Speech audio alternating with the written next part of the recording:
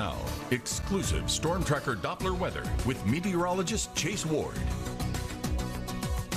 We are tracking some cloud cover along with areas of dense fog developing, so definitely take it slow out on the roadways as you're heading out. Visibility is down to less than a quarter mile, so give yourself plenty of time to get to your destination and a little distance between yourself and the vehicle ahead of you. Taking a look at Doppler radar at 7:38, we're not really tracking any rainfall. There's been some very light activity trying to push out of eastern Texas. And here's a look now at the Creek Doppler camera outside the studio in West Monroe, and as you can see, or rather not see, yeah, that's kind of the case because visibility is down to less than a quarter mile, so definitely take it slow on the roadways this morning. The winds are calm. The Monroe Airport reporting a temperature of 50 degrees. Dew points, they're in the upper 40s alongside temperatures area wide.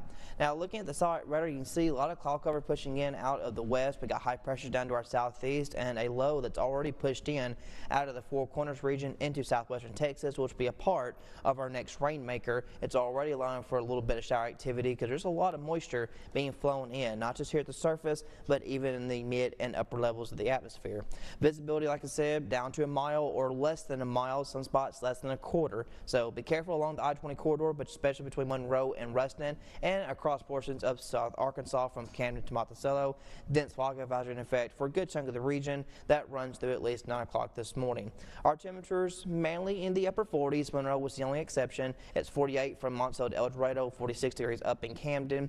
Dew points, no surprise, pretty evident, a very humid, moisture-rich environment out there right now. Bust up forecast, we're foggy now, and we're not going to see a lot of variance, but the temperatures were 50. They're going to hit around 59 for this afternoon Monroe, with a few patchy showers that begin to pop up as that warm front moves out the southwest.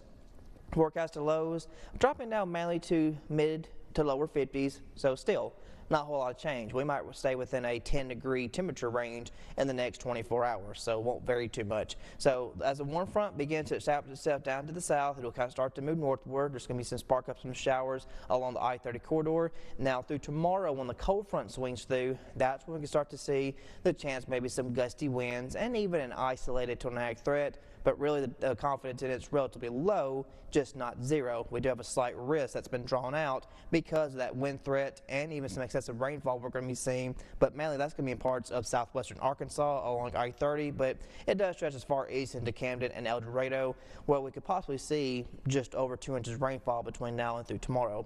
So today, keep the umbrella handy. Most of the showers will be kind of hit or miss. We'll see a bit more scattered stuff along the I-30 corridor between Camden and Texarkana, and then through tonight through tomorrow we will see some little patchy stuff here or there still. It won't be till tomorrow afternoon around 3 or 4 o'clock when that line starts to kind of swing through, and that's where we could see maybe that potential isolated wind threat.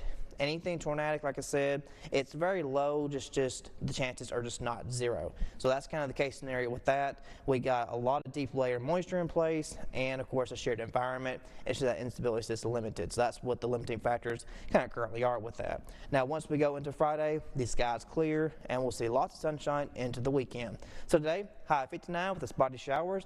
Tonight, these showers kind of linger still and these temperatures still not varying.